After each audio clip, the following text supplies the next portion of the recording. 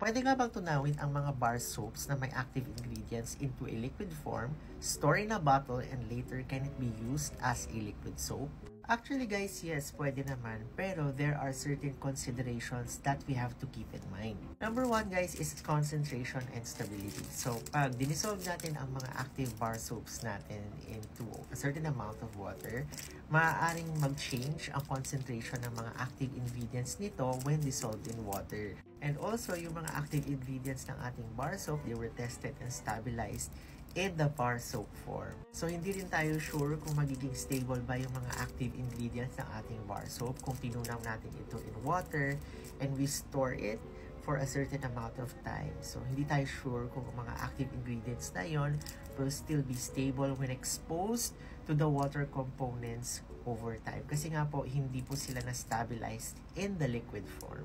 And ang maganda lang din guys sa mga bar soaps is that they contain less preservatives compared to your liquid soaps. Which is actually good kasi may mga tao talaga na allergic sa mga preservative ingredients. Pero yun nga guys, since less ang preservatives ng ating mga bar soaps, when we actually convert it into a liquid, feeling natin chemist tayo sa ating mga banyo, kinonvert natin ito into a liquid form, baka mas maging prone ang liquid form nito to microbial contamination.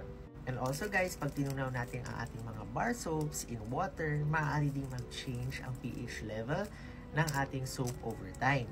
And this may also impact the effectiveness and the compatibility of the soap sa ating balat.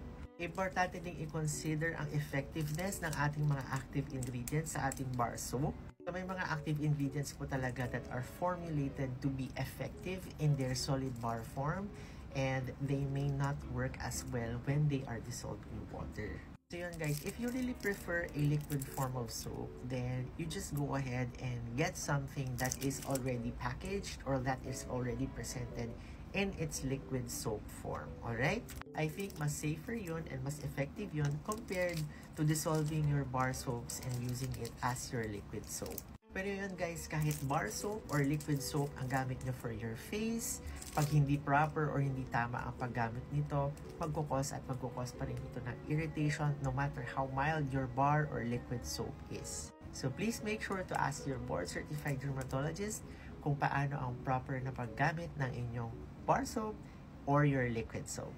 Alright guys, for more acne tips, follow me and basta acne DMD. Bye DMD Stunners!